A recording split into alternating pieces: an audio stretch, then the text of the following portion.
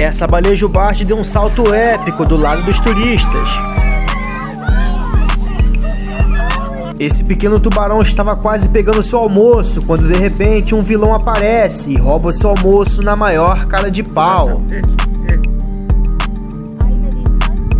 Esse gorila brinca com seu filhote de maneira estranha e deixa todos impressionados.